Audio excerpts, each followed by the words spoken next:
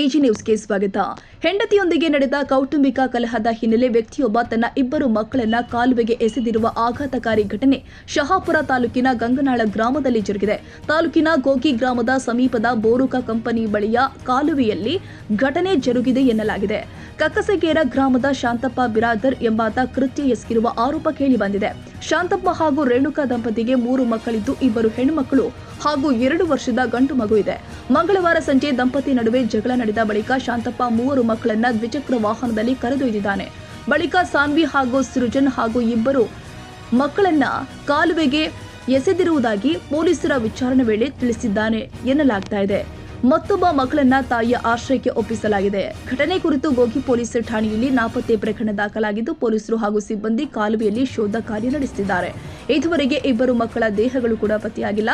ಕೌಟುಂಬಿಕ ಕಲಹ ಹಾಗೂ ಪತ್ನಿಯ ಮೇಲಿನ ಕೋಪದಿಂದ ಆರೋಪಿ ಈ ಕೃತ್ಯ ಎಸಗಿದ್ದಾನೆ ಎನ್ನಲಾಗಿದ್ದು, ಪ್ರಕರಣದ ಕುರಿತು ಪೊಲೀಸರು ತನಿಖೆ ಮುಂದುವರೆಸಿದ್ದಾರೆ.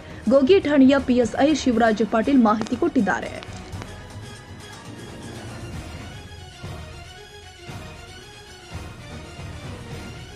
ಕನ್ನಡಿಗರ ಮೆಚ್ಚಿನ ನಿಮ್ಮ ಎಜೆ 24/7 ನ್ಯೂಸ್ ಕನ್ನಡ ವಾಹಿನಿ ಇದೀಗ ಟಿವಿಯಲ್ಲಿ ಲಭ್ಯ. ವೇಳೆ ನೋಟಿಸ್ ಕೊಟ್ಟಿದ್ರೆ ವಾಪಸ್ ತಗೋತೀವಿ. ಇವತ್ತು ವಕ್ಫ್ ಪ್ರಾಪರ್ಟಿ ಅಂತೇಳಿ ಬರ್ತದೆ ಅಂತ ಹೇಳಿದ್ರೆ ರೈತರ ಬೀದಿಗೆ ಬಂದು ಏನ್ ಮಾಡ್ಬೇಕಾಗತ್ತೆ? ಯಾರು ವೋಟ್ ಹಾಕಿಲ್ಲ ಅಂದ್ರೆ ಗ್ಯಾರಂಟಿನೆಲ್ಲ ಸ್ಟಾಪ್ ಮಾಡ್ಬಿಡ್ತೀವಿ.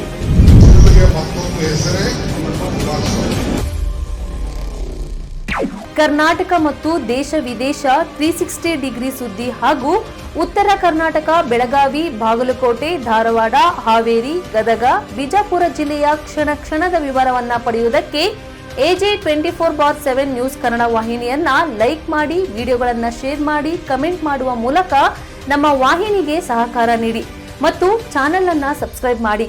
ಧನ್ಯವಾದಗಳು.